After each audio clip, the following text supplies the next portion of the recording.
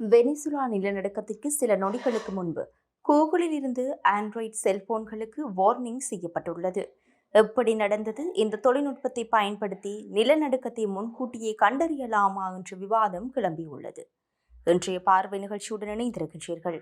தென் அமெரிக்க நாடான வெனிசுலாவில் அடுத்தடுத்து ஏற்பட்ட சக்தி வாய்ந்த இரு நிலநடுக்கங்கள் பெரும் அதிர்ச்சியை ஏற்படுத்தியுள்ளன.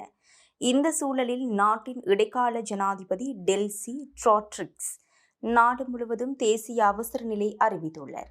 இந்த அறிவிப்பு வெறும் நிர்வாக நடவடிக்கை அல்ல, ஒரு நாட்டின் முழு இயந்திரத்தையும் மீட்பு மற்றும் பாதுகாப்பு பணிகளுக்காக திருப்பிவிடும் முக்கியமான சட்ட நடவடிக்கையாக பார்க்கப்படுகின்றது. அமெரிக்காவின் தாக்குதல், முன்னாள் ஜனாதிபதியை இழந்த அரசு நிர்வாகம், மொத்த எண்ணெய் வளமும் ட்ரம்ப் கைக்கு சென்ற சோகம், நெருக்கடியாய் நிற்கும் வெனிசுலாவிற்கு பெரும் பாதிப்பாக இரண்டு சக்தி வாய்ந்த நிலநடுக்கம் அந்நாட்டை தாக்கியது மட்டும் அல்லாமல் பெரும் பாதிப்பை ஏற்படுத்தியுள்ளது.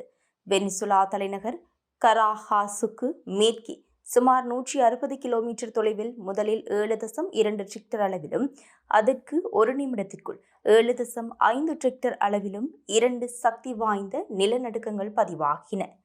இதையடுத்து 20க்கும் மேற்பட்ட ஆஃப்டர் ஷாக்ஸ் அதிர்வுகள் ஏற்பட்டதாக தகவல்கள் தெரிவிக்கின்றன. இந்த நிலநடுக்கம் இந்திய நேரப்படி நேற்று அதிகாலை 3:34 மணியில் இருந்து தொடர்ந்து ஏற்பட்டுள்ளது. வெனிசுலா நேரத்தின்படி ஜூன் 24 மாலை 6:04 மணிக்கு பதிவாகியுள்ளது. இந்த அதிர்வுகளால் பல கட்டடங்கள் இடிந்து தரைமட்டமானது மட்டுமல்லாமல் உயிரிழப்பு எண்ணிக்கை 10,000 முதல் 1,00,000 வரை செல்லும் என கணிக்கப்பட்டுள்ளது. மோரோன் என்ற பகுதியில் ஏற்பட்ட நிலநடுக்கம் தலைநகர் கராகாஸில் கட்டடம் இடிந்து விழும் அளவிற்கான தாக்கத்தை ஏற்படுத்தியுள்ளது. இது கடந்த 100 ஆண்டுகளில் இல்லாத சக்தி வாய்ந்த நிலநடுக்கமாக பார்க்கப்படுகின்றது. நிலநடுக்கத்தால் ஏற்பட்ட கட்டிட இடிபாட்டுக்குள் சிக்கி பலர் கை கால் இழந்து இரத்த வெள்ளத்தில் உள்ளனர். பல முக்கியமான கட்டிடங்களும் மக்கள் வாழும் அபார்ட்மெண்ட்களும் பெரும் சேதமடைந்துள்ளது. இதனால் மின்சார விநியோகம் பாதிக்கப்பட்டுள்ளது. சாலைகள், ரயில் பாதைகள் உள்ளிட்ட முக்கிய உள்கட்டமைப்புகளும் சேதமடைந்துள்ளன. இதனால் உயிரிழப்பு எண்ணிக்கை அதிகரிக்கக்கூடும் என்ற அச்சம் நிலவுகின்றது.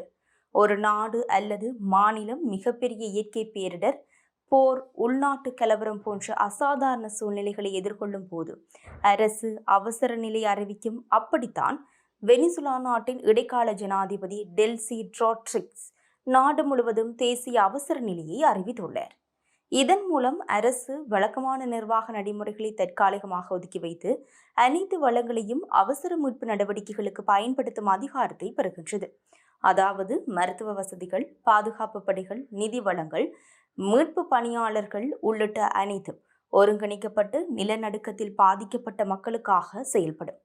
அவசர நிலை அறிவிக்கப்பட்ட பிறகு வெனிசுலாவில் பள்ளிகள் மற்றும் அத்தியாவசியமற்ற பல சேவைகள் தற்காலிகமாக நிறுத்தப்பட்டுள்ளன. மக்கள் பாதுகாப்பாக இருக்கும்படி அரசு அறிவுறுத்தியுள்ளது. நிலநடுக்கத்தால் சேதமடைந்த கட்டிடங்கள் மேலும் இடியும் அபாயம் இருப்பதால் பல பகுதிகளில் மக்கள் வெளியேற்றப்பட்டுள்ளனர். மருத்துவமனைகள் முழு திறனில் செயற்பட உத்தரவிடப்பட்டுள்ளது. காயமடைந்தவர்களுக்கு சிகிச்சை அளிப்பதற்காக அரசு மற்றும் தனியார் மருத்துவ அமைப்புகள் இணைந்து செயல்படுகின்றன. வெளிநாடுகளிலிருந்து மருத்துவம், உணவு, மீட்பு உதவிகள் வந்து கொண்டிருக்கின்றன. நாட்டின் முக்கிய சர்வதேச விமான நிலையமான சைமன் போலிவர் விமான நிலையம் தற்காலிகமாக மூடப்பட்டுள்ளதாக தகவல்கள் தெரிவிக்கின்றன. சில ரயில் பாதைகளும் சேதமடைந்ததால் சேவைகள் நிறுத்தப்பட்டுள்ளன. இதனால் மக்கள் போக்குவரத்து மட்டுமல்லாமல் வர்த்தகம் மற்றும் பொருட்கள் விநியோகமும் பாதிக்கப்பட வாய்ப்புள்ளது.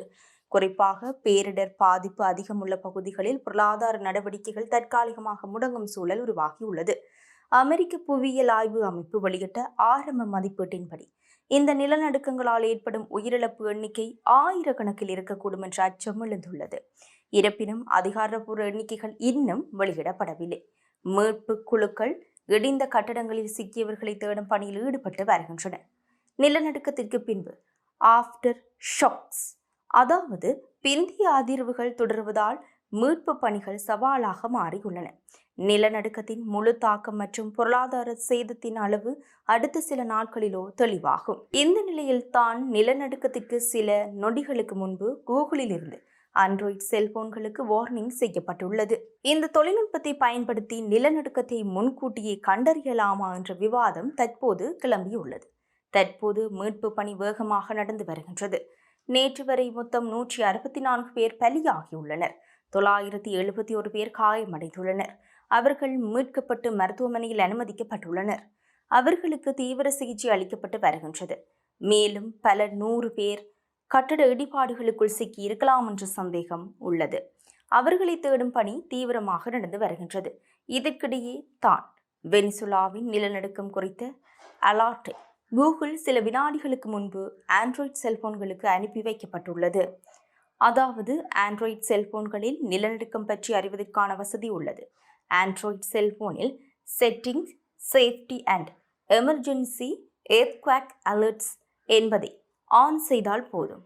நிலநடுக்கம் ஏற்படும் போது அது பற்றிய அலர்ட் மெசேஜ் கூகுளிலிருந்து அனுப்பி வைக்கப்படும். கூகுளில் ஆண்ட்ராய்டு எர்த்குவேக் அலர்ட் சிஸ்டம் உள்ளது. இதுதான் நிலநடுக்க அலர்ட்களை வழங்கி வருகின்றது. அதன்படி வெனிசுலாவில் பல லட்சம் பேருக்கு நில அதிர்வு தொடர்பான வார்னிங் மெசேஜ் அனுப்பி வைக்கப்பட்டுள்ளது. ஸ்மார்ட் போன்களில் உள்ள ஆக்சிலோமீட்டர்கள் நிலநடுக்கத்தின் ஆரம்பகட்ட அலைகளான பி அலைகளை கண்டறிகின்றன. இவை கடும் சேதத்தை ஏற்படுத்தும் எஸ் அலைகளை விட வேகமாக பயணிக்கக்கூடியவை. அதன் அடிப்படையில் கூகுள் இந்த மெசேஜை அனுப்பி வைத்துள்ளது. இது பற்றி BOTS AI நிறுவனத்தின் இயக்குனர் நிகார் அரோரா கூறுகையில், நிலநடுக்க எச்சரிக்கை அமைப்புகள் எந்த அளவிற்கு தொழில்நுட்ப ரீதியாக வளர்ந்துள்ளன என்பதை வெனிசுலா சம்பவம் நிரூபிக்கின்றது. பலர் நினைப்பது போல கூகுள் நிலநடுக்கத்தை முன்கூட்டியே கணிக்கவில்லை. மாறாக நிலநடுக்கத்தின் ஆரம்பகட்ட அறிகுறிகளை கண்டறிந்து கடுமையான அதிர்வுகள் தொடங்குவதற்கு முன்பே எச்சரிக்கையை அனுப்பியுள்ளது என்றார். இந்த சம்பவம் தற்போது பெரும் பேசுபொருளாக உள்ளது. உலகம் முழுவதும் ஒவ்வொரு ஆண்டும் நிலநடுக்கத்தால் ஏராளமானவர்கள் பலியாகி வருகின்றனர். இப்படி இருக்கும் போது இத்தகைய தொழில்நுட்பத்தை இன்னும் மேம்படுத்தி நிலநடுக்கம் பற்றிய முன்னெச்சரிக்கையை பெற முடியுமா என நெட்டிசன்கள் விருப்பம் தெரிவித்து வருகின்றனர். இது பற்றி என்விரோஹேர் ஃபவுண்டேஷன் அமைப்பின் இணை நிறுவனர் ஹிர்ஹித் பங்த்ரி கூறுகையில், வெனிசுலாவில் நடந்த இந்த சம்பவம் பேரிடர் மேலாண்மையை வலுப்படுத்துவதிலும் சமூக பாதுகாப்பை மேம்படுத்துவதிலும் தொழில்நுட்பத்தின் பங்கை காட்டுகின்றது. நிலநடுக்கங்களை முன்கூட்டியே கணிப்பது சாத்தியமற்றது என்றாலும் தொழில்நுட்பத்தை பயன்படுத்தி அவற்றை உடனுக்குடன் கண்டறிந்து உயிர் சேதங்களையும் பாதிப்புகளையும் தவிர்க்க வேகமாக தகவல் அனுப்ப முடியும். நகரங்களின் விரைவான வளர்ச்சி மற்றும் அதிக முதலீட்டில் உருவாகும் உள்கட்டமைப்புகள் உள்ளிட்டவற்றை பாதுகாக்க இதுபோன்ற விடயங்களில் முதலீடு செய்வது அவசியமாகின்றது. ஸ்மார்ட் போன்களை ஏறக்குறைய அனைவரும் பயன்படுத்துகின்றார்கள். இதனால் அவசர காலங்களில் மக்களுக்கு தேவையான பாதுகாப்பு தகவல்களை உடனடியாக வழங்கலாம். காலநிலை மாற்றம் மட்டுமன்றி வெள்ளம், புயல், தீவிர வெப்ப அலைகள் போன்ற பல்வேறு இயற்கை பேரிடர்கள் தொடர்பான அலர்ட்களை வழங்க வேண்டும் என்றார்.